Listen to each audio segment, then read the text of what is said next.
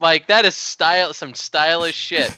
I'm really just impressed as heck by that hoodie. Oh, Buzz, do I need to hold on? You can restart if you like. Okay. You want me to restart? Okay. Sure, maybe. Maybe? Okay. Are we actually live now? No. Are we actually live? Well, we were live, but you had no sound, so. Oh, I had no sound. Yeah. Oh, well, That's a someone problem. probably should have told me before. Wait, I don't have any sound because whatever. All right. It's fine. It was practice. Hi, everyone, and welcome to the newest episode of Second Sons. As always, I'm Roy Rogers of the Philadelphia Meta. Restarting this episode as per usual because why live in a consistent universe when we can have entropy and chaos for all eternity as everything slowly collapses into cosmic death. I'm joined today by four of my favorite Second Sons. The first, of course, is the most fashionable among us, Chris Schoenthal, the champion of my heart, who is wearing the best, just such a fashionable hoodie. It's just, yeah, that's all I got to say. How you doing tonight, Schoenthal? Doing all right. Glad to be here talking some Thrones, drinking my LaCroix. Life is good. Oh, me too. Oh, wait, these are natties. Hey, they have the same alcohol content. Wow. Well, that right there was Jesse Carpenter drinking natties and not hams. Oh no, I have hams too. It's just to clean out the fridge day. Oh man. Buzz is God, I love you. And that was Jesse Carpenter. How are you, Buzz? How you doing? I'm good. Tired. Lots of Dota recently. Dota or Dota Auto? No, chess? Dota. Dota. All right, and last but not least, the Life Aquatic himself. How you doing, Sandy Barnabas? I don't know that they can see my video, so they don't get your clever references to my lighting scheme. Yeah. Your internet is not good enough to have a video, so. Wait, how is it possible that Sandy Barnabas's internet is not good enough for video? You work for like not in New York City. I thought New York City had the best internet. It does, but I'm literally like 40 different Wi-Fi networks in my apartment. But do you have like one for when your kids visit, one for your cousin, one for you, one for Google Home or Amazon Home? I mean, but they're all dog shit. There's like 50 people that live within 200 meters of me. Fair. That's what I'm saying. That's because I live in a city, unlike the rest of you. I live in.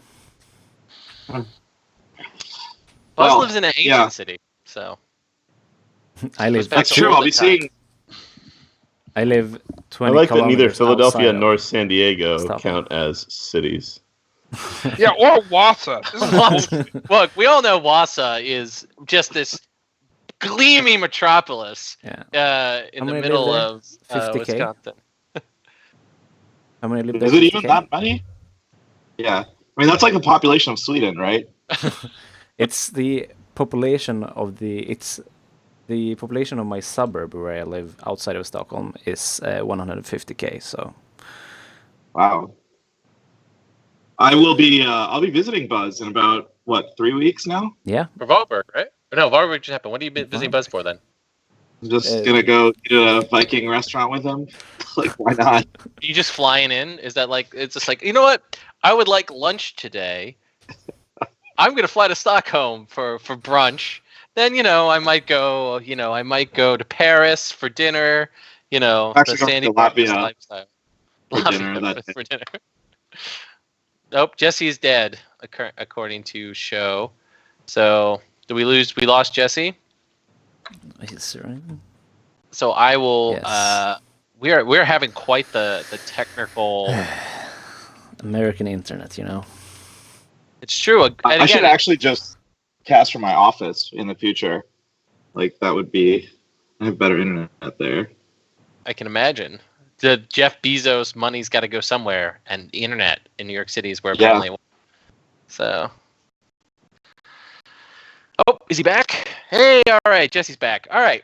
So now that we've sort of began the episode, I think we should just kind of like jump right in because one of the things that's actually really exciting. Oh no, don't jump right in. Buzz? No, You're shaking I'm your head? just angry at the low audio quality. So don't mind me. Okay, I'm sorry. Why don't we just jump right in? Because I actually think that right now is probably one of the more dynamic periods that we've had in the game. Because, I think the public perception of the Bearer box going into its release was that it was kind of low power and not particularly interesting. At least that's what I saw glancing at the Facebook group while I was, getting blissfully wed and all that stuff. But I don't think, having now played with the cards for about 2 weeks, I definitely don't think that's the case. I think the Bearer box is a huge power influx into the game, particularly for, of course, Baratheon and Bannerstag. But so how is the post-Bearer box meta treating y'all? I like it. We haven't received it in Sweden, so Ooh. I don't know. Right. I don't Playing know. physical cards, Buzz. No, nobody does that. Come on. Tyrell Dragon still seems good. Still, I don't know. Seems fine to me. I like Lots- it. I like a lot of the bear cards. I think they're a lot more above curve than people gave them credit for. I just don't think they were necessarily. I'm still not necessarily sure it's at the power level that the Tyrell, Martell, and Greyjoy boxes are at, where we got the box for a week and we were like, okay, we need to restrict 3 of these cards. It's fucking broken. I think there are a lot of interesting cards that have been printed that I think are at the power level of what a box should be. I would agree with that. I actually, and if I can expound on your point, Jesse, I think that it's a lot more interactive effects, whereas Tyrell and Greyjoy especially, they were just raw power effects. They were just pure efficiency gains, pure kind of consistency gains. Whereas I think the Bearer box, the cards that are interesting or the cards that are good are much more set up. If you build your deck around this, it can be really powerful, and it enables that archetype to actually be successful. Yeah, I don't have a lot of thoughts that weren't already said. I think it's it looks pretty cool, and I like the synergies that have come out of it. But I think the synergies is the key word, as opposed to it being like Sandy and Jesse said, just giant bombs that you have to either restrict or be sure you have to deal with game after game after game. I think the Bear decks are going to be diverse. I think it's going to add some spice to Banner decks, and so Banner, far I'm Banner Stag is Bay for sure. yeah. My God, Bannerstag, I actually think Bannerstag's pretty close to busted. this is the most excited I've seen Alex Black for the game in fucking years. But no, I'm excited because something that we complained about forever was just that Beara's themes just were not flushed out. So they had economy problems, which the game through restricted lists has fixed a lot of the economy issues. I wouldn't say there's just the best or anything like that, but I still think that this box flushed out a lot of Bear themes and a lot of Banner Stag themes, and it's really helped them, in my opinion. I think we will actually start seeing Baratheon at tournaments, not as a joke any longer, or not with Hano just being better than people. And that's exciting for me and for the game. Yeah, so I think the real reason why people aren't whining, at least yet, and I think pretty quickly once people play against Red Priest enough, we're gonna see a lot of complaining about that card, but particularly out of Banner Stag. I think it's a relatively fair card out of main house Barra, but when you can play against decks that go Red Priest, okay, I'll do a military challenge to try to clear your Red Priest. It's okay, well, you win? Okay, his Viper Eyes. Oh, okay, I'll take another card out of your hand. And it's just... Anyway, I think it's just because Barra's power level was so low. And to a lesser extent, Banner Stag's power level was so low compared to where I think particularly Martell... Well, the 3 boxes that Jesse laid off, which is that Tyrell, Martell, and Greyjoy, those were all pretty powerful factions. I mean, Tyrell was probably the least powerful of the 3 when its box was released, but they were already sort of keeping even or slightly below where the meta was, and then the box just sort of kicked them into the stratosphere. Where Barra is literally garbage tier. It honest to goodness, Like besides Barrow-Rose Cohort, and Barrow-Rose Cohort was not a consistent deck. It wasn't a bad deck. It just wasn't consistent. Can confirm it was not consistent. I disagree with both those statements. Like whether or not it's not consistent or it's not a good deck. I think it's consistent. Me and Schoenthal argued for hours on the phone over and over about it. I don't know. Like that's why we argued, because you got all the games where it was consistent and you won, and then I got all the games where I drew nothing but 12 attachments and I lost. I have been on the receiving end of unfun. I will say that it did not feel like a Bear deck, though. It was very much a. The green cards. Yeah, it felt very much like a Tyrell deck. Yeah. But now Barris like got some tools that maybe don't push them quite as high as Stark is, or now sort of as high as maybe Greyjoy. But it certainly can keep up with them. Like tools like, again, Red Priest, to go back to it, like the new Robert. If you really want to go busted, there's like that stupid freaking attachment. Like there's like a variety of different like lines that you can take that at least keep the faction in the game. And I think it's going to be closer to the Night's Watch box, which a lot of people thought was really underpowered and not very interesting. Like we infamously, since you mentioned Alex Black earlier, bring this up. Alex Black panned Abandoned Stronghold in the review of the White Book episode that he was on. Said it was a terrible card. All right, like, and then about 3 weeks later, that's when the first Inklings of Builders came out, and I think that that's probably actually closer to where the Barra box is, which is that we're gonna look this weekend. We've got Dance of Dragons, which is gonna be about, I think, the first 30-ish person tournament with the box legal. So we'll really see sort of, and some really good players will be there. Andras, Chris Vack, Derek Shoemaker, like people who are going to be bringing really Greyjoy decks. Greyjoy decks and builders in that case. But Vack will play Barra. Vack was playing Barra before it was cool. And Sandy Barnabas, like these like top tier players are going to be there. And so I think we're going to see. Wait, hey, look, Sandy Barnabas and top tier players are going to be there. That's crazy. Sandy Barnabas and top tier players.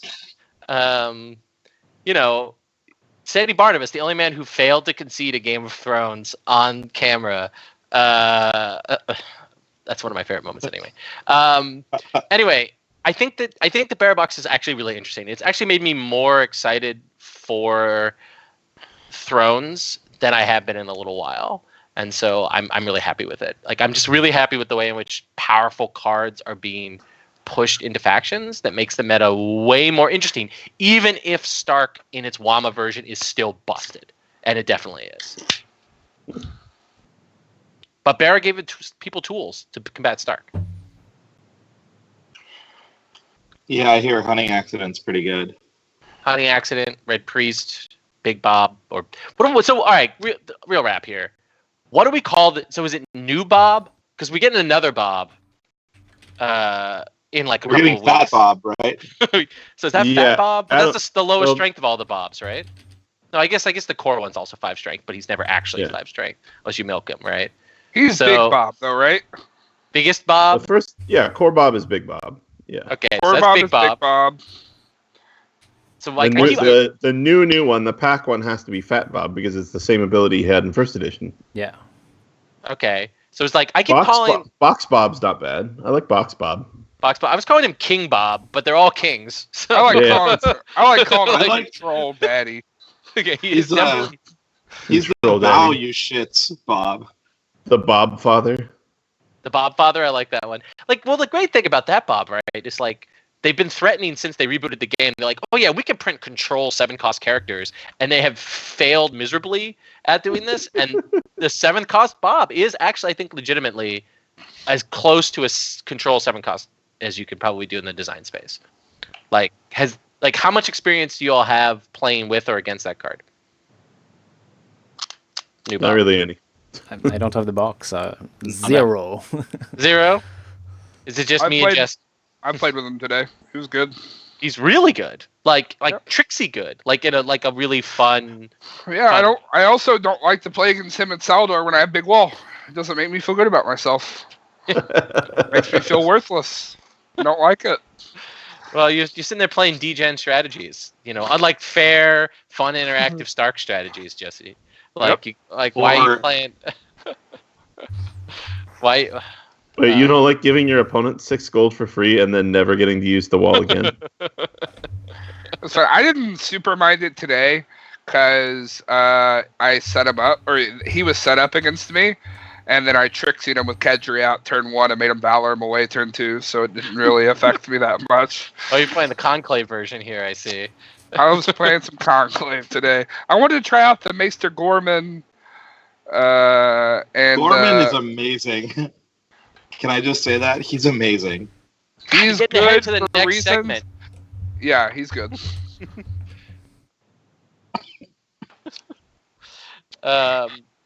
Any other Barabox thoughts before we jump over into the next segment? Then, if that's I'd be interested to hear some opinions on Prince so far, because I know it was a very divisive subject when it got spoiled. It's really underpowered. Seems bad. You think it's but there will be good. There will be good decks with it, but I think that those decks with their theme and style will be better in another agenda. I don't think it's crossing, maybe. Sure. Yeah. I mean, it's just like Banner Dragon. I think the no other characters can gain power is such a crazy powerful clause or drawback to have on there. I hadn't even read that. Okay, it's super crap. But I was like, this sucks. This sucks. Oh, this really sucks. Yeah. I think it's fun. Ramsey is fun. Benjin with 3x Mag is super fun. I mean, I think there's going to be a lot of really fun decks, but I don't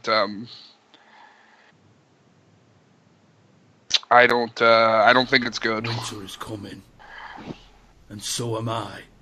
Ugh. I mean, I don't 100%. I'm more a believer. I think, yeah, I think it adds consistency to a lot of decks that maybe lacked it. I think being able to get a character of your choice. I don't think winning a power challenge is especially difficult if that's what your deck is built around. I think there's synergy with winning a power challenge. Is it difficult with all the new Barra cards and Stark being prevalent? Are you is that wrong? Yes, that's wrong. No, it's not to reach you, bro. Okay, all right, cool. I'm saying every faction has a way to win a power challenge. I think. Except lands. Well, maybe that's hard. Winning a power challenge by 5 is tough in the game right now. If I know that is your one condition to get another card, I'm going to stop you from doing that.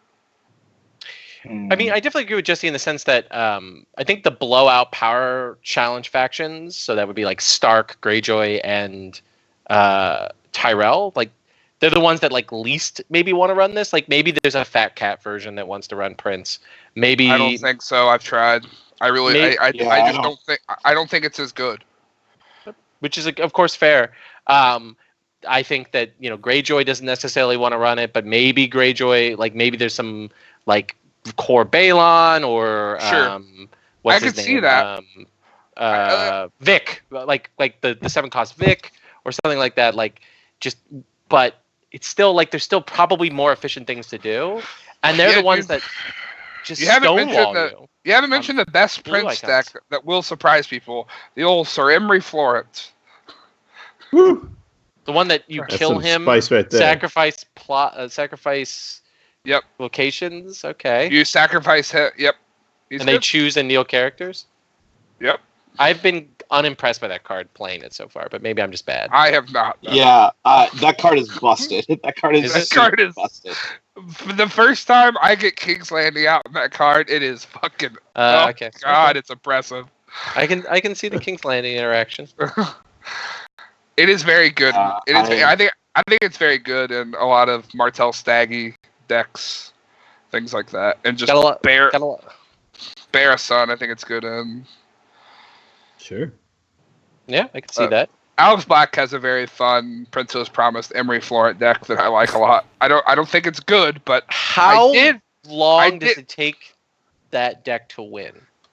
Like, can it win in time? Can it win in 55 We minutes? don't have to talk about You're getting that.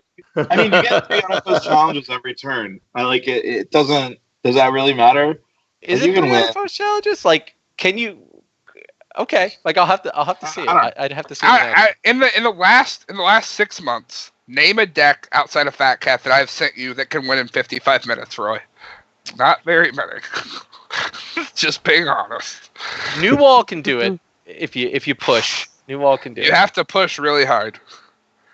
Consistently over a tournament, I don't think you can end 7 games in a row on time. That you have won. New Wall suffers from the builder's problem, which it creates analysis paralysis in the hands of your opponent. Your opponent's like, there's all these things you can do to me. You have me in this lock. I will figure out how to get out of this lock. And and it's very rude to be like, no, you can't get out of this lock. You should just concede to me. People do not like to hear that. So you just sit there. Why. That's why. Playing on Iron Throne is a nightmare because like they either scoop to you immediately, like as soon as you take their second or third biggest dude, it's over. Or they just like announce props. They sit there for 7 minutes and just like, what can I do? What can I do? There's nothing you can do. It's over. Just like, give it to me. Same reason as like if someone just takes my wall, I just scoop. Like there's no reason to keep playing. Like it's over. Yeah, I agree with you. Yeah, you've got no outs if a great choice. Nope. Oh, hey, look, their Risens don't work anymore with the Great Joy player. So maybe your Valor can get them. Yeah. All right. Well, let's jump then, like right into the box. Not the box. Excuse me. The pack that comes out on Thursday. We've got some brand new cards, which I have to think this is like straight up one of the most powerful packs the game has ever printed, right? Like, I think that at least each faction got 1 powerful card, maybe 2. Yeah. I mean, I don't know if it's the Flea Bottom Begging Brothers pack, but that's because the neutral cards in that were busted. But here, let's see. Eddard Stark is extremely strong, right? I mean, like, Eddard right now is not seeing a huge amount of play. Like, I guess the Wama version of the deck is running like 1, maybe 2 of fast eddies to give you some acceleration. But like this Eddard in a Stark mid-range deck is just really strong, right? Probably. Like it shores up. It probably shores up its builders matchup, right? I mean, you can kill every builder. Yeah, maybe. I mean, I like him because I want to play a Stark Attrition, so... Sure, it's very good in that deck. This card is definitely a 3 of in the old Prince that was promised Ramsey deck. There you go. Yeah. Even though he can't claim renown. Yeah. It doesn't matter. He kills Well, stuff. he's kneeling anyway, so he's not getting into any challenges. Yeah, Well, I don't care about that. Look, this has both. The thing I like about this pack and the Stark cards is it has like a pure Jamie card and it has a Ned card, literally and figuratively, which you can have Eddard and Malin's Tome on it, and just get the combo wombo going, where you got your Tricon Eddard that is, winning challenges and killing people. Classic. Classic. I will tell you that this card is this card is the nut in Stark Cohort with Core Eddie. Oh, where he can defend all the challenges. I don't have to run the fucking intrigue attachments anymore. I can just restand them. This card's the fucking stones. That is gross. Any challenge you do, that card's good. Yeah, and play then he some can hit back. Serios. Yeah, I can play some Serios, give him stealth, so you can't even stealth past them. He's just a boy hanging out, just doing some challenges. Or not doing some challenges in the case of that board state. All right, so that's Stark. Okay, Stark, I think we can all agree, at least Eddard is powerful on the face and might go in decks. Maester Gorman is busted. He's great, yes. Seems right. Yeah, he's pretty great. I wouldn't say busted, but yes, very, very, very, very good.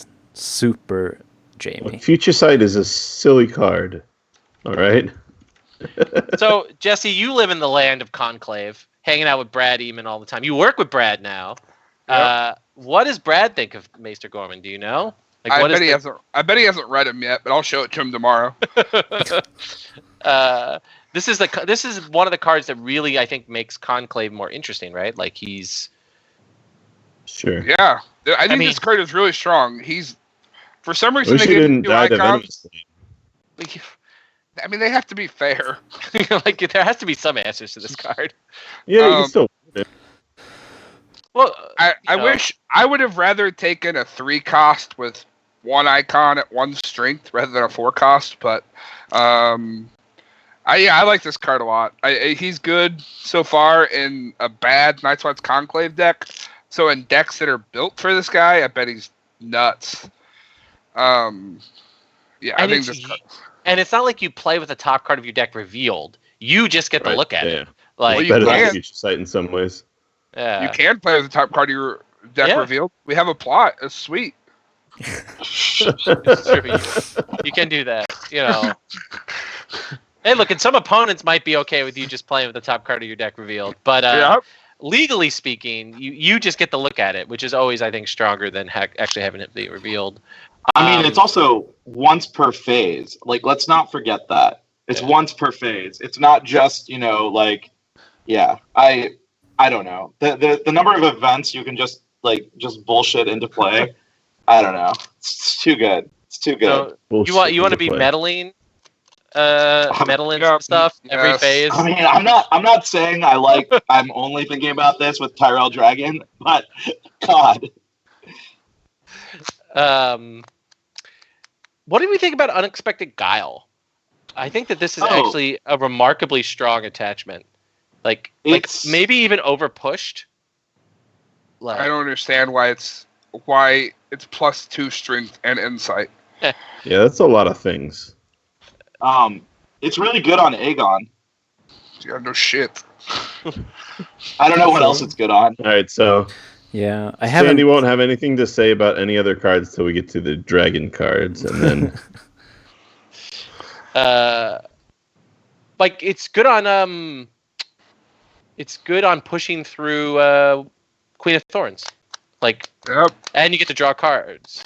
Well, no, winter is coming. Oh, when the challenge And so ends. am I. I forgot it's at the challenge ends. you get all your gross. keywords still. Gross. Obviously. So like you don't even have to use her react. Oh, that's so gross. That's so gross. This card's pretty gross. I think we'll see it. So do we think, Chris, you've got a good experience with the Tyrell Shadows. Do you think this is something that can help give a little bit of oomph to that archetype? Are you asking if I want to play Shrewd Diplomat 2 or 3 times the challenge phase? Because the answer is yes, I do. Especially when I get to draw a card when I bring them out. Yeah, no, I love this card. I think it's Your Shrewd Diplomat challenge a couple times, HFK and marshalling a couple times. We're off to the races, boys. I don't think you can HFK with it. It needs the shadow keyword, yeah. Yeah, it has to. No, you can HFK by yourself in marshalling. And then Shrewd Diplomat with this card in challenge. Okay, I see what you're saying. And it's gross. Okay. I'm just saying I'm playing Shrewd Diplomat and HFK. That's all. I'll alert the media. And then we get our spoiler card. Yeah. Maester Mullen. Wait, hang on. Before we go any further, Cole just put in chat, that is true.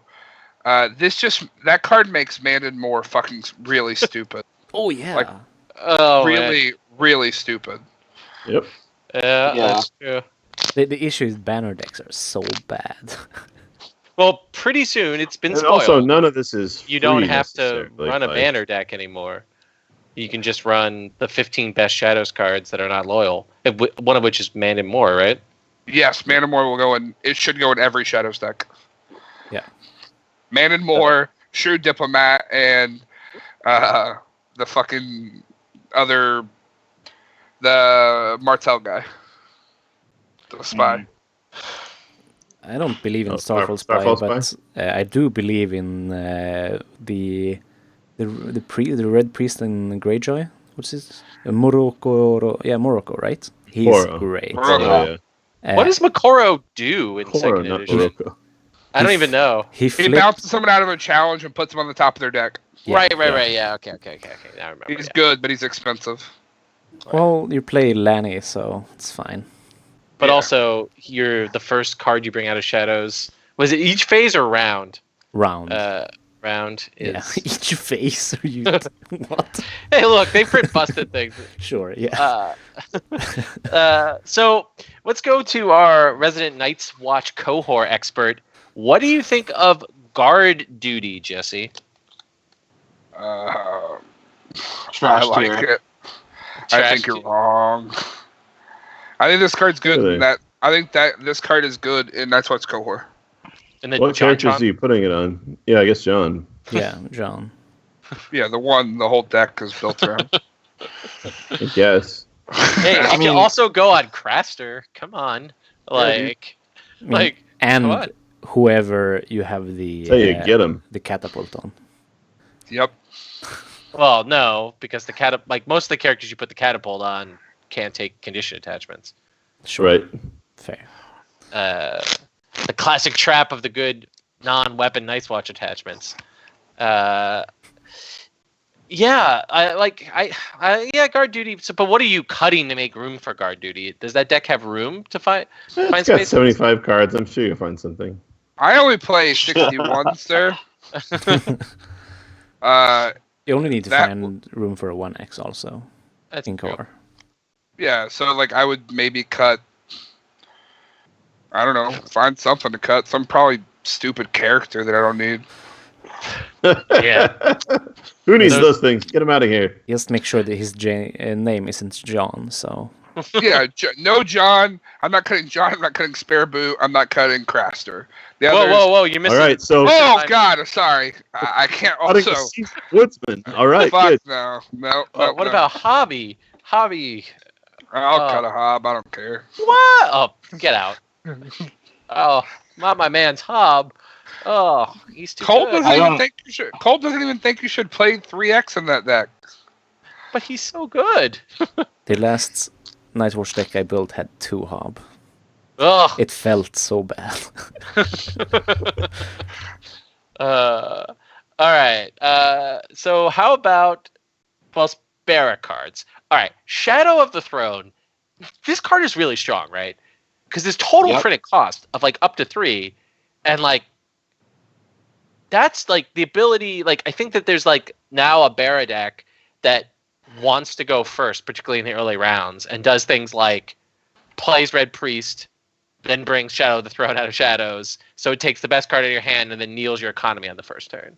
Well, you want to do the Or do it the other way. Do it the other way way around. around.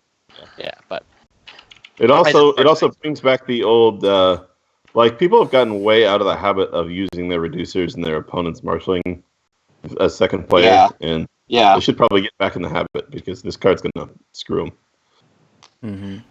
Mm-hmm. and then like later in the game, obviously it kneels everything that's not the wall. Like the walls are the only, and Harrenhal, I guess, right? Those are the only big locations that require kneel. Oh, Winterfell, yeah. So it hits almost all the locations that you care about in the game. Yeah. It's every house with the red door. Like if it's relevant to kneel it.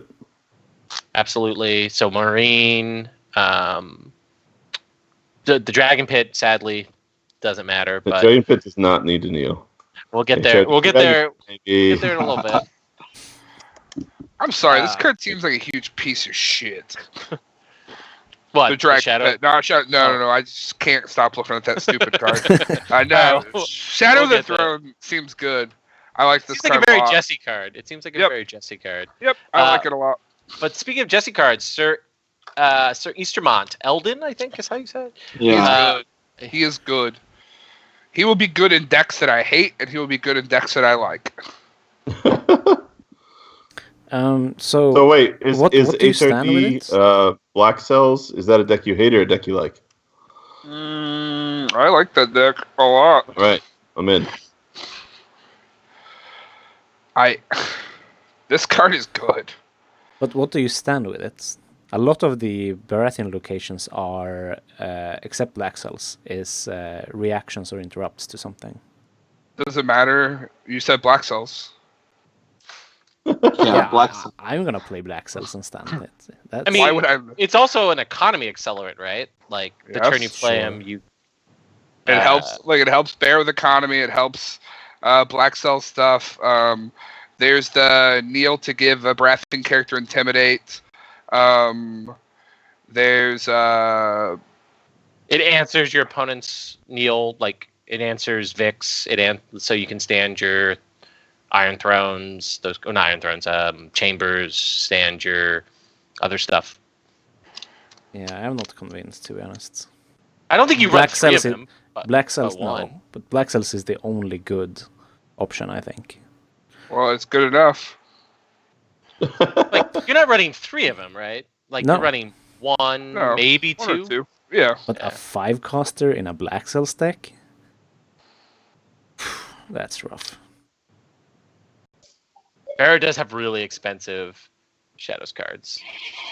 Well, they're really good. I They don't are want to really good, but play they're so anything, expensive. anything that's unique and costs more than 3. It's just no. Oh, it's kind of funny if you have out the location where you can do 2 power challenges. You can. Yeah, I was just about to say Stormlands works with him. Yep. Sure, yeah, okay. That's There a we better go. use, I think. They'll be more likely to run a Night Lord. Oh fuck! Dragonstone Castle is the nut with that card. Yeah. No. Wait, True. but isn't that a reaction? Yeah, it's a reaction. No, to it's so you after- do it, it's after you do it phase at the beginning begins. of challenges. Oh, so you after stop the it. phase I mean, begins. yeah. Yeah. Usually Yeah, so you you- just use it in Yeah, standing so you anyway. kneel something in marshalling, you keep it knelt at the beginning of challenges, you restand it, and then you keep something knelt at the end of the round. That seems really good, actually. That does seem really I good. agree. Did I convince you, Buzz? No, absolutely not. This is bullshit. Speaking of bullshit, let's move on to the red cards. No, thought you said this was this strong. is my. Which one are we talking about? Well, One of them is my cup of tea, and the other isn't. you don't like Chiswick, No. but he draws you cards. Yes. And Lannister doesn't have draw. That is a very good argument, but the body is just and pillage. No, give him stealth. This card sucks. What? Lannister has so bad characters. The characters are really awful. Chiswick is really bad. Yeah. I mean, Uh, I'll play you him, can just- but I wouldn't play him in any other faction. So I mean, but is Lannister hard up enough for draw? I mean, some Lannister decks are still running Insight Boy. yeah, but Grand he has a Maester power. Pycelle. He has a Insight power boy. icon. Power icon is a Yeah, huge I'd still rather deal have in Pycelle than this Lannister. guy. Yeah, I don't understand why they give him 2 strength. Give him 3. Also, he's an ally, so he's going to get dissensioned. Exactly. Whoa, better. He's gonna get stolen by Dario. Like that's the That is real- actually a No. real possibility. He's going to get DDoSed. uh, I would definitely play him in Lanny Dragon, so that I can stand him with Dario. But Sure. no, I'm very unimpressed by the. It's another pillage card for the Greyjoy Lion deck, too. Oh, he's loyal. Rip. Damn it. Yeah, he's not. the I Lanny don't- Kraken. The Lanny Kraken, man. I don't know. All right. Self mill doesn't really mean anything in Lannister, No. right? So I guess we can just talk about Hands of Gold, right? Yes. Yes. Oh, that card's good. Yes. Sweet. That card's real There. good. Yeah, I like it actually, and I hate. I mean, it's a song, which is good. With the Yeah, abundance of draw recently, You got blue uh, barred it. Intrigue has been the shittiest out of all of the challenges, and this changes Gives it it a little bit. bit effect. I like it. I mean, winning wish it intrigue wasn't- challenges is Wish it still the wasn't one thing 2-2 Lannister seems is like a good little at. bit high, but I guess with Core Tyrion, you don't care about the 2 gold. Yeah. Lanny Reigns. Mm-mm. I don't think it brings Lanny Reigns back by itself. That's for sure. No, definitely doesn't. But I think it does bring back or at least give some sort of tempo Lannister strategy a leg up. Yeah. Yeah, I really like it. It's very good with Hear Me Roar unrestricted now, so you can push them through easier. And yep. Jesse, is this a Klansman card? I think maybe as a 1 or 2 of. I think it's really good, but I don't know. It's really bad if you see it early because you can't win an Intrigue Challenge early. But there's like a mixed Klansman deck, I think, like that some of the Swedish boys like that like runs just more actual real Lannister characters, unfortunately. It's probably good in that deck. It's probably really good in that deck, and that is a better deck than pure Klansman right now. Unfortunately, but I don't know if this has a slot in regular Klansman or not. I mean, it doesn't matter what those slots are. Like regular Klansman is not good, so it's just fucking depressing. It got better with Free Me Roar, but And not sure if Lionstar. And Lionstar, yeah, but I think the mix of the two is still probably the best version. Yeah, even though we still play the same characters in Lannister that we did in 2016. They are still so That miserable. was a They're still really- pretty. We play- that was a really They're good. champ deck. We play Yeah. Gunther now. We play Gunther. Yeah. He's good. It's true. Someone in- It's true. someone in Joe chat brought Miranda up there this for the guy- value. This thing has a lot of synergy with Mandan because you have to discard 2 cards, make them discard 2 so the other character doesn't die. Then you bounce somebody to their hand, and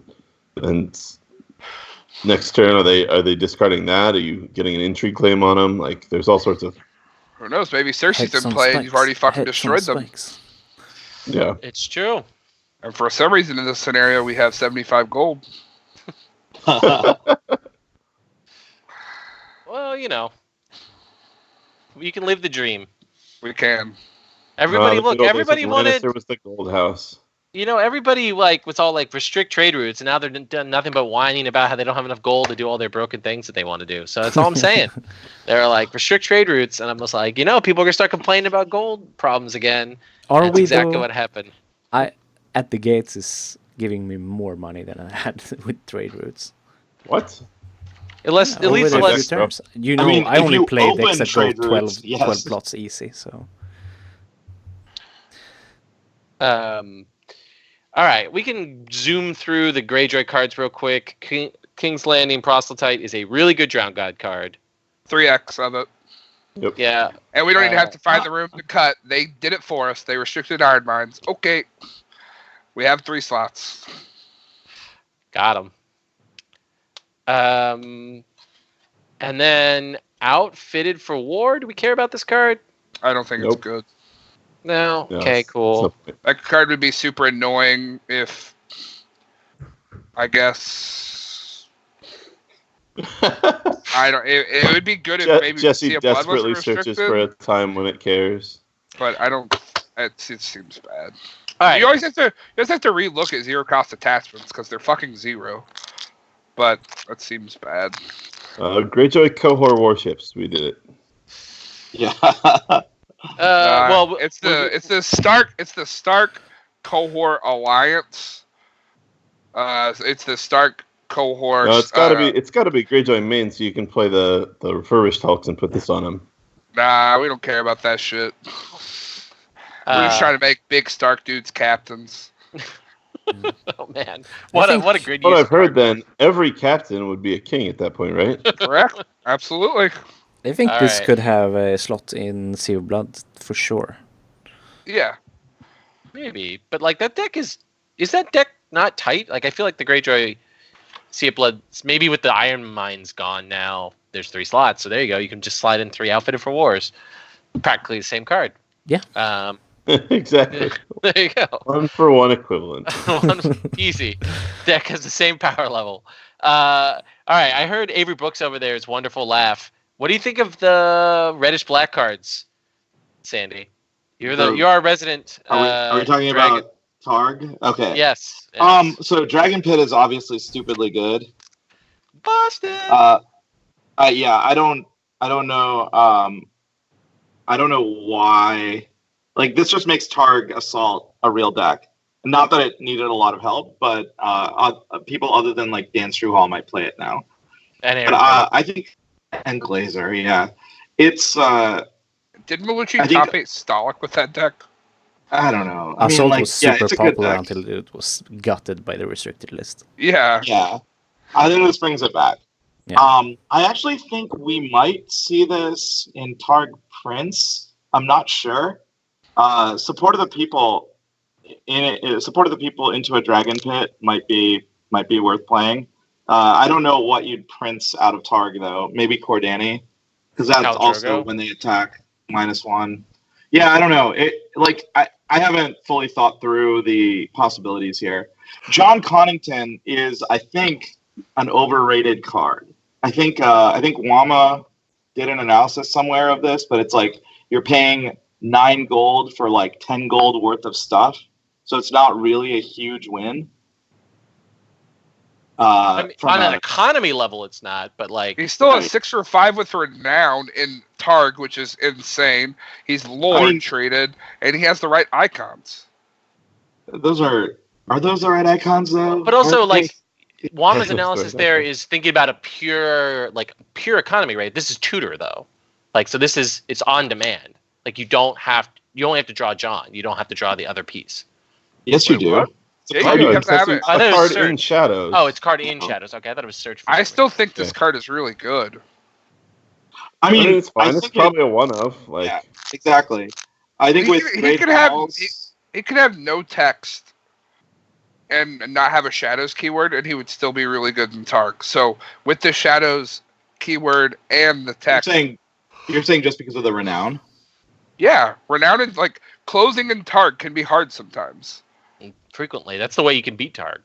Yes, like you just close faster than them. They can have a better board state than you plot 7, but they look down and have fucking 5 power, so you just crush them. I don't know. I play Tark Crossing, so I win on turn 2. Like, I don't have problems closing. I do think, though, that this makes Banner Dragon more attractive. Not that it needed to be, but the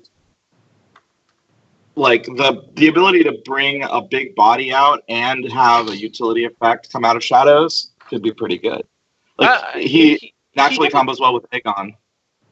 I mean, the synergy here is like slapping you in the face, right? yeah, right. But I mean, he can trigger Aegon, which then gives you more con, or he can just, I don't know, bring out a Queen's Guard for fucking free. Yeah. Or I mean, like, I think he will go in Kingdom of Shadows builds, right? Yes. Like, it's just one. Like, those, like, the problem with like Alliance decks outside of maybe Tyrell is they had problems closing, right? That was the classic, like, Lanny, Kraken Shadows problem, right? Like, they just the deck took a million years to win. Yes. But so now if we move it to Banner of the Shadows, you now have a source of renown that's also bringing out your the Martell girl who lets you return things back in and out of Shadows, right? Because she's printed cost 3, right? Yes. Yeah. Mm-hmm. So that's the other thing. The interesting thing about this is that he's printed cost and not Shadows cost. So I actually don't know off the top of my head, but there are probably cards that you can put into Shadows with a low printed cost, but that have a high Shadows cost and that have an effect when they come out of Shadows. But here's the thing. But they're not coming out of Shadows, though. That's the difference. Well, did we get a ruling on that? Because I thought they didn't count, but then like you and Wama said that they did. Well, no. Oh yeah, it's put into play. Yeah, that's true. Well, no. I think you were misunderstanding. I think we were all just confused. Like, it doesn't say if it's a non-event card with printed cost, bring it out of Shadows. It says put it into play. So that means. Right, but to put it into play, you have to, by its very nature, bring it out of Shadows because it's currently in Shadows. Bringing out of Shadows is a specific, like, mechanical thing. It's similar to Marshall. Right? That's what I was. I mean, that was my point of view, which means that like it ruins a lot of the synergy with, for example, like REN, right? where a card comes out of shadows, choose a character, lose an icon, right? I think you lose a lot of that synergy if that's the case. I do think we should get a real ruling on it. Yeah, we definitely. I don't know. Yeah. So, does Dragon Pit return Targ Burn to being a respected tier 1 deck? Because HD Marine, while we saw like well-known internet thought criminal Matt Gaiman do really well at Jesse's name day tournament, but Marine has not really been a presence since the restricted list. Like, people don't respect the deck. Do we think that Targ Burn is back on the agenda now with Dragon Pit? Did they restrict no surprises yet? No. Okay, then no. So in Assault, you definitely play a bunch of hand judgments for that. Hey, does Faith Decree work versus versus events? Yeah. It Yeah, it says trigger card abilities of cards. Great. Yeah. Well, that's why combo. So you would just say hands judgment, and then they can't cancel any of your events for the entire. And then the words are wind you. Boom. Got him. Oh, I'm back. Wait, where's the win though? It's just both players draw a bunch of cards, right? Or no, you just let them draw a card. Like, combo, I think is. Oh, you're gonna. Okay, sure, you could draw all the cards. I really want to see Sandy get Words of Winded. He's playing Tyrell Dragon sometime, and he's like, growing ambition. They're like, words are wind, and he has to stare at the card and be like, how does this work again? Who draws the cards? You draw the cards? I draw the cards? We all draw the cards? Colin Weir wrote on the Discord yesterday that Connington plus Varys works, meaning Varys comes out of shadows. Okay. Now, that's not an official ruling, that's his ruling. Sure. But, yeah. Cool. Well, that's super powerful. Yeah. To get that Banner Dragon and Banner Stag are the things to watch for now. All right. We'll jump into Buzz's favorite faction here. I want to call people's attention to a Pit of Snakes, which is, I think, one of the most unique effects in the game, because I think it's like the only kill in the game that doesn't require like any challenge participation with nothing else, right? Besides Valor, like I'm talking about like on an event level, right? It's just a hard counter to Hot Pie. Well, yes, it is definitely a hard counter to Hot Pie. Don't you run like all of the attachments on him so he has icons? There you go. When he's your prince, it doesn't matter what they do. The pie that was promised. Doesn't matter what you do. But like Pit of Snakes is really strong, right? Yeah, it's very good. Yep. I think. I mean, with Orianne, new Orianne, and with Big Doran, and we have a critical Nymeria. Yeah, we have a critical mass of icon stripping, making this. I mean, basically, it's like Drogon gets bitten by a snake and dies like every single game.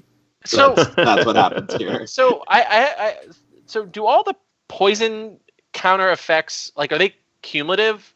So like if you care, so say like you Pit of Snakes somebody and they save, and then you put the Martell attachment that puts poison counters on it. Does the poison counter from a Pit of Snakes count towards that poison counter attachment?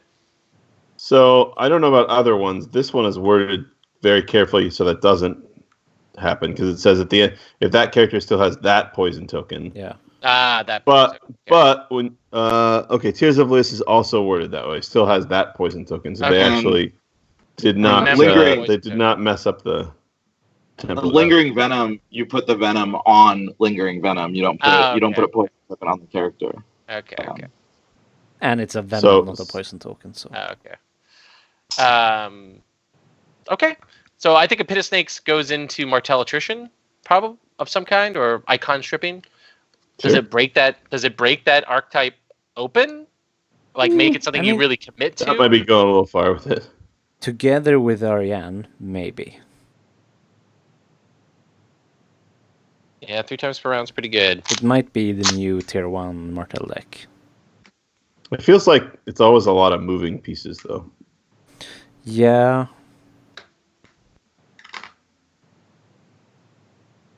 I mean, it might be worth the payoff, but you got to figure she's doing shadow things. You need money for that. Pit of Snakes, you need money for that, I guess, unless you have Water Gardens. Water Gardens does solve a lot of your What's going on problems. Kedri solves your problems too. Some of your problems. Like Like Water Gardens and Kedri might be a Kedri. better answer. Yeah. Water Garden solves your event problems, right? Which lets you use your gold for the shadow stuff. For the Pit of other Snake- stuff, yeah. I appreciate the symmetry on Kedri that they made him. The first edition Kedri was 2 influence, and the second edition Kedri is basically 2 influence. It's kind of great.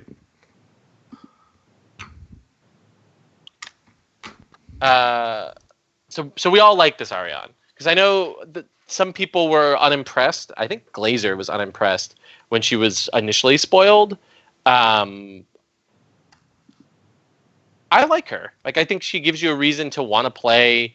Like Martel Shadows is like FFG's kind of like been just trying to slap players across the face and say that you should play Martel Shadows. They are one of the few factions with a Shadows location, a weird one, but one that I think is actually a little bit more powerful than people give her credit for. Do we think that this is something? I mean, Buzz, you were saying you think it could be the best archetype going forward. What do you think? I have high hopes for Martel Assault, definitely. Maybe Kingdom of Shadows, but I don't like a lot of the shadow options they have. So Assault solves that. You can put other stuff in, especially like makes things cheaper, like Hota and Messenger. So we'll see. Someone will break it probably, and we'll see. Stag or some kind of icon stripping is probably the 2 main contenders. I mean, she's a niche Ariane, right? She's not the Ariane you throw in a deck. She's a build around, which is nice to see because the other 2 are kind of a little more. But at this point, aren't both powerful. of them kind of also niche? Like you don't see 5-cost Ariane very many places anymore. You don't? No, I mean, I haven't. No. The other way. Ariane, core Ariane is what you put in whatever Martel deck that you don't know. Big Ariane you put in some decks, especially if you have some kind of boost and you build all around it. Great halls. Yeah. And this, you put extra shadows in, etc. So. Yeah. Go ahead. I don't like icon stripping as a theme because it seems like completely negative. Like it seems uninteractive. It limits interaction. Is Neo interactive? Says the guy who loves Craven. And I don't combo. Combo. Sure. But icon stripping, like how many ways are there to add an icon? A bunch. At least 6, right? Million's Tome. Millions. There's one of each icon type. Sorry. The core set has How many- 3. How many ways are there to add an icon in challenges? Which is when all the icon stripping happens. Practice. Out of cohort, you can do any of them still. You have to win a challenge. to But get there those are go. a bunch of cancels. You just though. win a different challenge. Right. I guess what my point is, like Neil has answers in challenges. You can pack stand. Yes, we all agree that Neil is not good enough. That's very Right. true. Well, I mean, we run into this situation, Sandy, where I agree with you, but I think like there's three forms of like non-interactiveness in Thrones. There's Neil, there's icon stripping, and then there's like defense, can attack, that kind of stuff. And everyone swallows those poisons at different, like has different tolerance for them. Like some people find like icon stripping to be, more, interactive because it requires a bunch of different effects and, as Chris was saying earlier, it has a bunch of different moving pieces that you have to put work into. And people, and then other people say that, like Neil clearly wasn't that way in first edition, which, design has never recovered from that. Like Neil has been consistently under pushed throughout the course of second edition and Stand over pushed.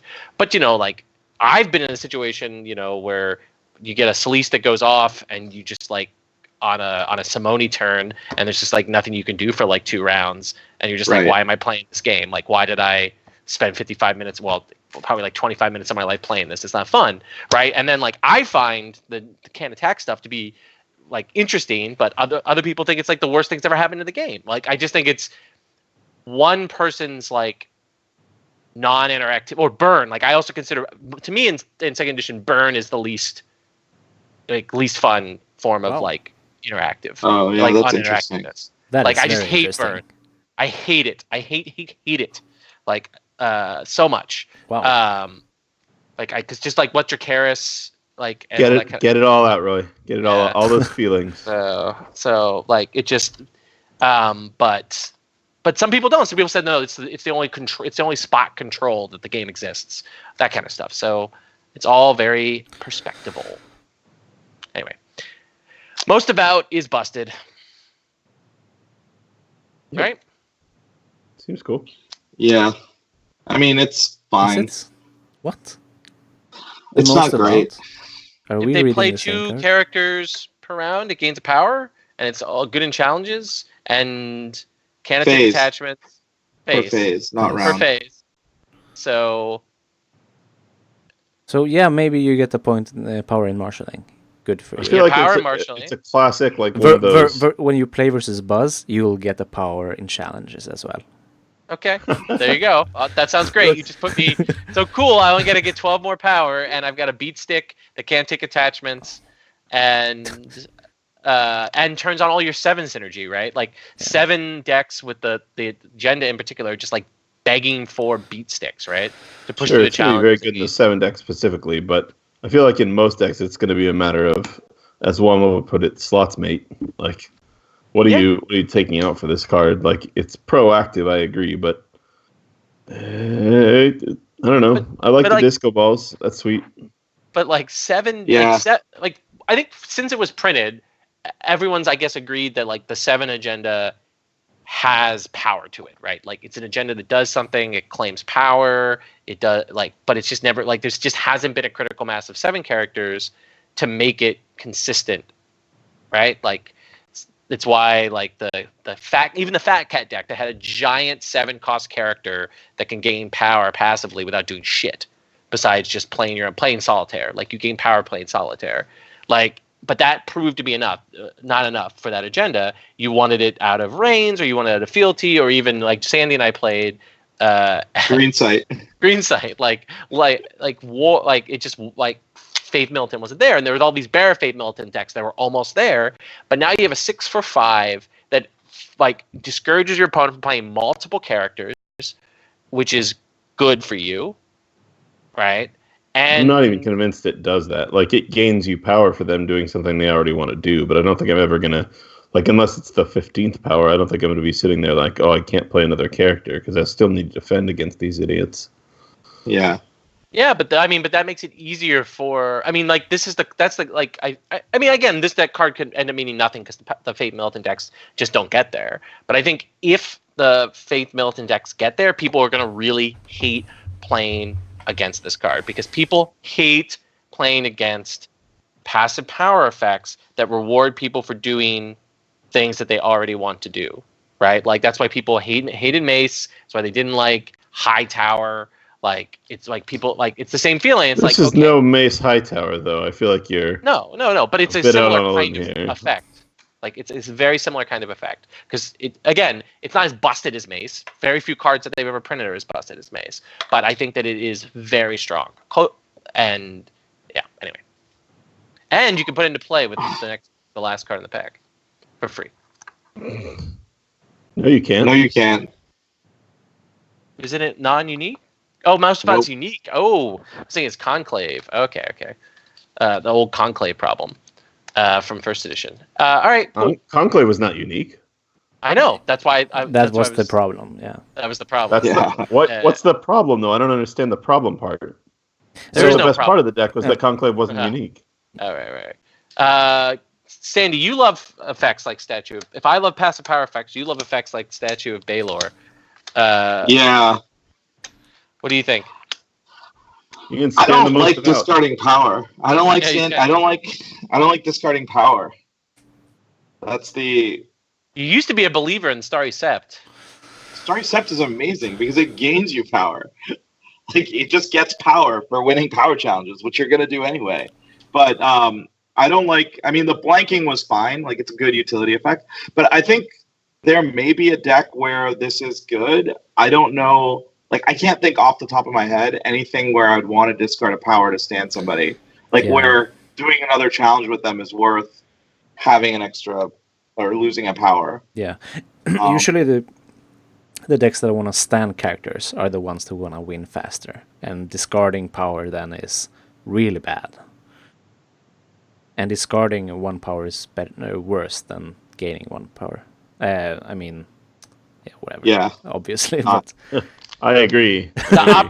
Right. Hot So, like, takes from the Buzz. the cases where like for example, if you have in like Renly Tron, you have Renly with what is Beacon of the South and the Honeywine, then Yeah. I could see discarding a power to stand him to get like 2 extra power for Honeywine and whatever. But like Yeah. that's such a corner case. You're not going to build the deck around that. Uh, Are there any yeah, locations we you- want to discard? you do build around that by actually playing Queensguard on him. Shh. I mean, that's my deck. So, like, It feels like the opportunity cost of this slot is pretty high compared to like Plaza of Pride or something like. Does it mean anything that it's neutral? Like I guess, but any like what faction could do run you- this? Yeah. I mean, is there the only faction that has incidental power just like lying around on characters that you sometimes forget about is Tyrell? Bear to some degree, like if it's a themes the box, but I guess it's good if. No, I mean, like, I guess I can't even think of anything. Like, maybe Mel. Is there like you're stealing power, but you just want to like? Do you ever want to stand her again? Like, just win the challenge, steal her power, kill somebody. I don't know. I don't got somebody see in this chat card saying being good. Fast Eddie Voltron with Malon's Tome. All right, there you go with Banner Dragon. So Ari, Fast what? Eddie's just slapping extra power on people. Corhane. What the fuck does Corhane even do? Is he the one that you kneel him and a warship to Yeah. kneel a character in a location? Yeah. How are Right. you getting power on him? using Cask of someone speak. Cask of Someone Ale. speak only goes one way, I guess. You could Cask of Ale him. There you That's go. true. Cask of Oh, Ale. the other day in playtesting, I got to Cascavale onto somebody's plot card. It was great. Yeah. So like that's a good point. Like you can stand locations by cascavailing them, but at, like 99% of the time you're better off just taking that power off of somebody's house card. Like you never like do you ever want to stand a location that badly? Yeah. I think discarding power is just too high of a cost. All right. That brings us to Faith's Decree, or the Faith's Decree. This card is, I think, strong. The question is like, how many 7 characters or locations do you need to run to make it consistent enough to stop what you want it to stop, for it to be a catch-all answer to literally any problem card? I mean, you could run one of the 7 locations, like Statue of Valor. And that, Isn't Starry Sure, Sept No, but I mean, Or that Starry technically Sept. do There that. you go. Starry Sept. yeah, but Begging Brother is a 7 character. Yeah. Beg And people Bro. run that. You can go. run the Poor Fellows. Poor They're fellows. decent. There you go. Your chuddy boys. Shitty boys. They can be there. Melee That card- boys. 3x in every melee deck. They can be very obnoxious. I mean Jesse clearly before he, I don't know, was slain by Wasa's fabulous internet from the episode. If you, what do we think about? I mean, I'm clearly bullish on the card. Is everybody else on the cast bullish? Yeah, I like it. Bullish-ish, I guess. Yeah, it's gonna be another issue. Like, it's very versatile once you have the ability to play it, but how much are you restricting yourself to get there? I mean, if Beg Bros is as ubiquitous as Glazer's always saying it should be, and then Starry Sept, which still remains, a lot of people put that in like, I see it on like a lot of as X1 and a lot of deck lists. So there's at least 4 7 characters that are the opportunity cost.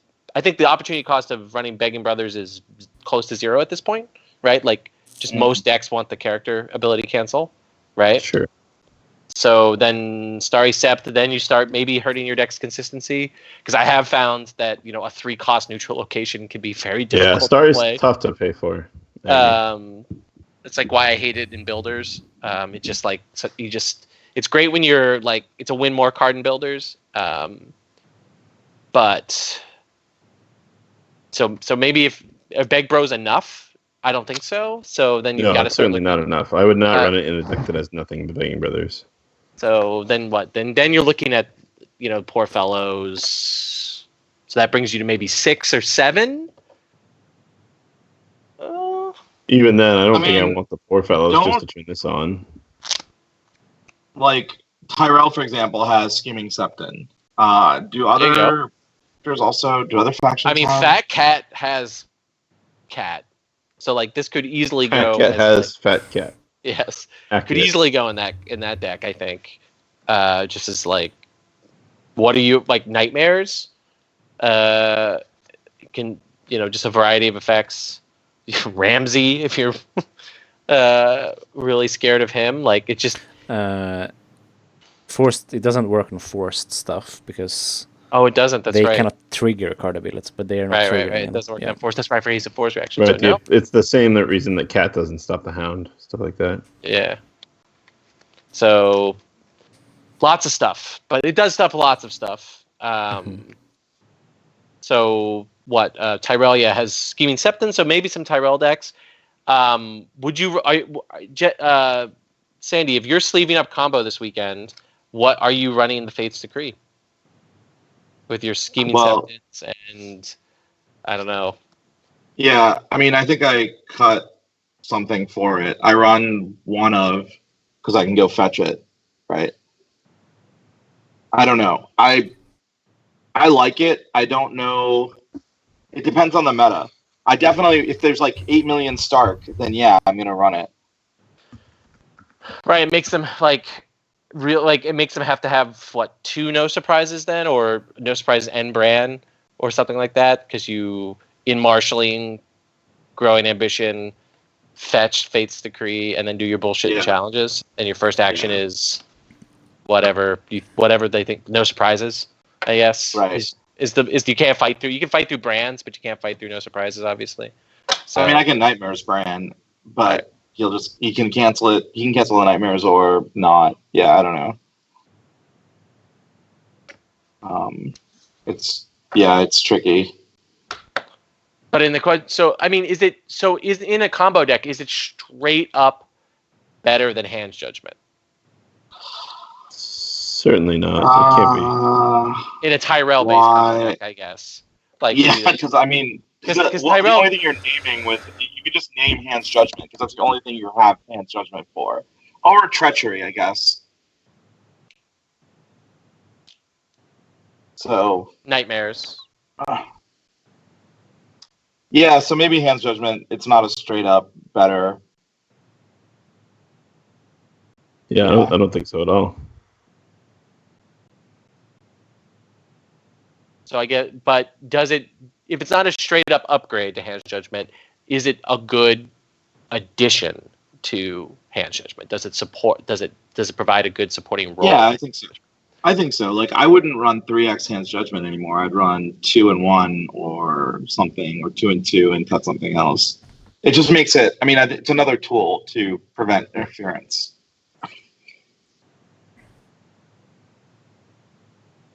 Yeah. Well, it also hits character abilities, right? So it it hits Vince, right? Yeah. Yeah, so Sure. that's pretty strong. I mean, Vince wasn't a huge issue for combo, but Stops Mira, which is nice. Yeah. Yeah. So I think the 2 and 2 might be the right call, Sandy. Yeah, like I think that's the break-even point for that. All right. So we just all agree manning the city walls is stupid. Yeah. What do you put into play? Raiding A non-unique of 3 or less, or 6 if there's a city, which I assume you're going to be playing it without the gates, so it's always going to be non-unique 6 or less. Sure, but There's what so do you many. put into play? Well, Martel does it Starfall Cavalry. Yeah. What the 1.0 style. Most nice watch characters that you'd want. Like you could maybe a build like a Wars Builders is running this. I don't know what Night's Watch non-uniques you want to put in that are worth the. Because it's only the only one, right? It's a 6-gold plot. If you put in like a dumb builder, like Castle Black Mason, or if you put a Castle Black Mason in with this, that's pretty. Yeah. And then you can it's got 4 start gold. triggering with 4 draw phase and stuff. I don't know. I'm not Dothraki super armies. impressed. People are losing their Dothraki armies minds. crazy. Yeah, raiding Colossus was the only one I thought of, but I don't think Starfall Cavalry is that good outside of Wars. So right. Well, how fast can you get it where you're drawing 2 cards in Martel Wars? But this has to be plot. So you go Doran at the gates, Manning. You're still not drawing 2, right? You're just drawing 1, right? No, you're drawing 2 then. You are drawing 2 then? Second turn, yeah. Okay. So turn 3, that would be turn 3. Oh no, that would be turn 2. So turn 2, you're getting a what? 4 strength body and 2 cards and 4 gold and 6 reserve? Yeah, it could be good. I don't know. I mean, that's pretty solid, right? I mean, it's not as busted as Viper's Bannermen, but like that had stealth and I mean, to be as busted as that, like. But it's quite possible that they do it in Wars, but that's also a slot. So puts in the faceless man. That's important. Yeah, it's true. Well, is there other like back thing would just be right? You also need backup targets, right? Like what happens when you don't have. So I think probably Martel just has good non-unique characters that it can just put into play. It can just, if push comes to shove, and but they want to trigger them at enters play. So I mean, some of them, but like a lot of Knights of the Sun, you don't care. The guard deck with House Manwindi Guard might like it. Host of the Boneway is great. I mean, even if you get stuck in a situation where you're just putting a traitor into play, traitor is fine, but you're. Most of those that Chris mentioned, that's just sounds like Wars to come decks, which is fine. They have backups, cool. But I mean, I think it is a Martel Wars plot, right? Put in them HFKs that Jesse likes so much. There you go. Actually, HFK is the best one I've heard so far. HFK and plot phase. Finally get that High Garden trigger in plot. There you go. There you go. Greyjoy has like Iron Victory's crew and Newly Made Lord and Nighttime Marauders. Newly Made Lord, you don't get the trigger. Is it Marshall? Oh, boo. Does Newly Made Lord Silence's crew? It's Marshall. It's Marshall. Silence's crew is nice. There's Valerian crew. Yeah, there you go. I think Martel City Watch is cool still. Like it's a big dumb guy. Yeah, I haven't seen that. That is going back to speaking of 2016. Woo, City Watch. Yeah. But my point is though, people were losing their minds over this. Is what I've heard, and I think it's unimpressed. I think it's very playable, but I don't think it's like broken necessarily. I don't think it's certainly not the Like if it had the 2 claim that it did in 1E, like I would understand all. Oh, the yeah. That'd be about way it. different, yeah. But I do think the 4 gold in second edition is a very valuable thing, though, right? Because Yeah, like absolutely. if you do end up in a situation where you have to play a suboptimal, like you have to pay one of those like 4 cost armies or something, just because you didn't have anything else in your hand, and all of your other plots have very specific uses. You're like, Manning's my best play. Still having 4 gold and 6 reserve is still like, so you got 8 gold Sure. of value. Yeah, that's good. That turn is fine, right? Like, so I think that while you don't have that like ability to just like punch you in the face like you could with Manning in first edition, this is still, it's much more classically, it's a second edition version of the effect, right? It's about combo, about tempo rather, and about economy versus like speed and punching you in the face in first edition. It also helps that they realized that it was better to have it as a late game plot and need a city plot as opposed to the first edition one where you actively wanted to open with it because it only worked if you didn't have cities. Yeah. Like it's better, it's more reasonable as a late game card than it was as an early game card. So what do we think of the city package? Now that like Wama proved that a city besieged, right? Is it city besieged or a city besieged? City besieged is definitely valuable. And now we have, of course, a second plot. In a non-wars deck, that means, of course, you're giving up 3 plot spots, right? Which really means you have 4 plot spots settled for your deck, which means because you're going to be running some kind of reset. So. Are you willing to give up like fix in your deck 3 or 4? Like that wasn't a big deal in first edition. Rivers and cities were consistently saw play until the game died. And people weren't super powerful. These feel much safer, to be honest. Yeah. Like I could see decks where they see play, but I don't think it's even automatic that if you're playing gates, you're playing the other 2. And no. In first edition, it was all cities because they were crazy. I think Wama showed that I think Besieged is worth it. It's probably worth it, but it's a real choice over something else. Yeah, but location control is at a premium right now, right? So like every. I'm not saying it's a bad card. No, I'm not saying it's a bad card either. What I'm saying is like I think that the choice isn't as hard. Or I'm not trying to oversell it, I guess. But I think City Besiege is going to see a lot more play than Manning. Fair? Yeah. I wonder what other city plots. I don't know about a lot more. I'd say I agree with more more. play. Yeah. Fine.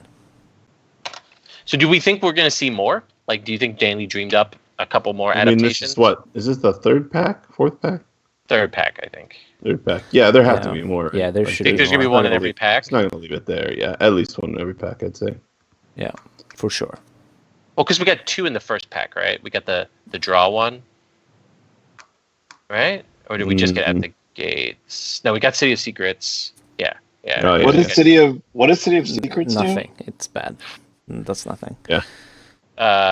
It's each player draws 2 cards, then each player without a city plot in his or her use pile chooses and discards 2 cards from his or her. We have a player who likes to play House of the Undying decks, so he opens it with having set up the Crones.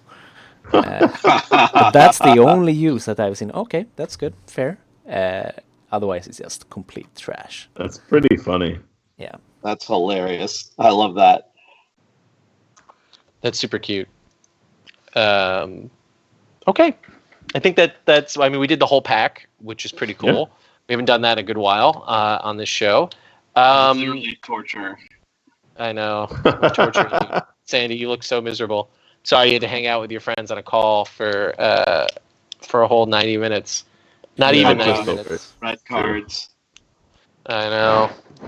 I think that brings us to the end of the show today. So if you are listening to this and you live on the East Coast of the United States, you should come to Dance of Dragons this weekend and hang out with Sandy and I at Redcap's Corner. If you're in town Friday night, Roy and I will be casually drinking. Like we usually do. I'm trying to Yeah. manage my anxiety. Just Friday night things for Roy. Yeah. Schoenthal, you got anything coming up? Nope. It's my daughter's birthday on Saturday. Well, happy birthday to her. Buzz, you got anything? Coming up? No. Yeah. Nope. Oh, Sandy's visiting. Tom Beskers is visiting. People are coming to Stockholm this summer. That's cool. Isn't Euros at the end of it's after Gen Con this year, right? It's in August. Oh yeah, we have. Right. Yes, I think so. I don't know when Gen Con is, but Gen Con's the beginning of August. Yeah. There's a bunch of tournaments coming up. There's Fracas and there's Blackwater and Euros. They are all pretty big, so that's cool. Yeah, the summer tournament season is kicking off. And then in September we have UK War, which is the only one I'm going to, I think. So. Are you going to that one? That's cool. Yeah, I'm going. I'm pretty excited about that. Yeah, we'll be picking up our coverage of that as we get the draft's not until what? After August? July. Yeah, in August, I think. Yeah, so sometime probably around Gen Con. So that we'll probably start our coverage of that. That's going to be a big deal with our very own host here. Finally saying yes. He's probably the most asked person to be a captain at an event, and also the most to decline it.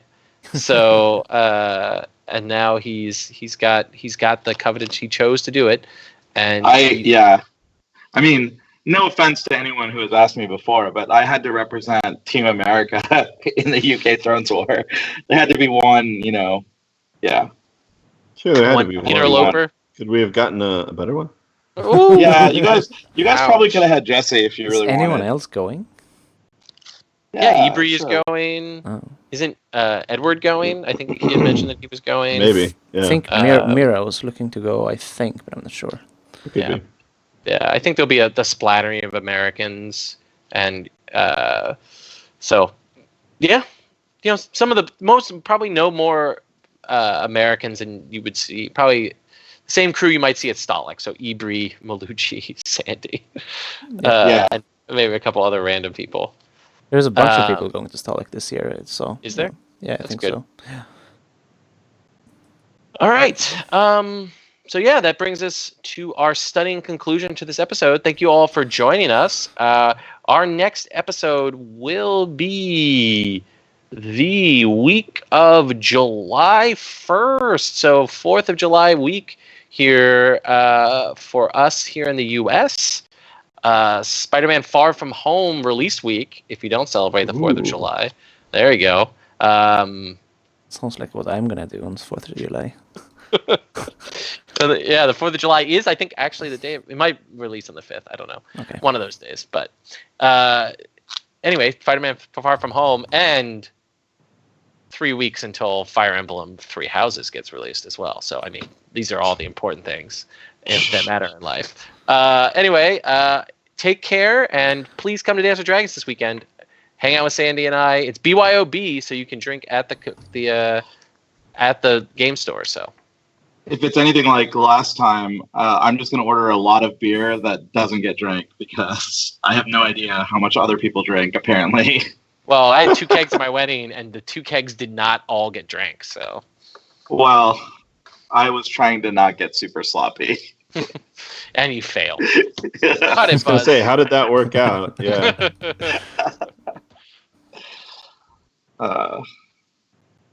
What the hell am I doing in this game? Are you playing Iron Throne?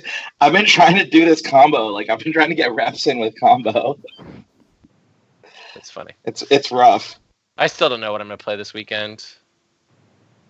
I was hoping that we would have Jesse on here so he could go and convince me what to play. So, I might play New Wall. But I should probably play some physical games with it. Yes. Or you will definitely lose on time. Every time. Yeah. I mean, like, I'm relatively quick with that stuff, but yeah. I'm years smoking. Of playing builders and losing. You're what? You're smoking Oh. like cigarettes? Oh no, Ooh. I thought I was smoking Alex Sabransky, but I may not be actually. I think he may have just outplayed the me game. here. Yeah. I mean, it's live, nine. live Sandy getting outplayed. There's nothing more Second Sons than that. I mean, I have. Oh. It's 9-0. I have Ranley, Randall, and Massendi on the board. He's got awarded Jorah, Last Earth Scouts, Alisane, and he just brought out Mira. So I think the Mira is what's going to beat me. Got him. That's fine. Guess I discard this Magnemite. I don't know. Maybe I'll draw into something good. Oh, we need man. a play-by-play of this. Scott and All right. Jesse are dreaming up Barrett Choke right now, Barra Okay. show? Sounds. running shadows of with the event, Ah, okay. and Bob, and then I think you can also use Faith's Decree on it and name their econ location. Are we still live? This is Yes. This is Yeah. terrible radio. We're cutting now. There you Cut. go. Don't spread the I thought we were secrets.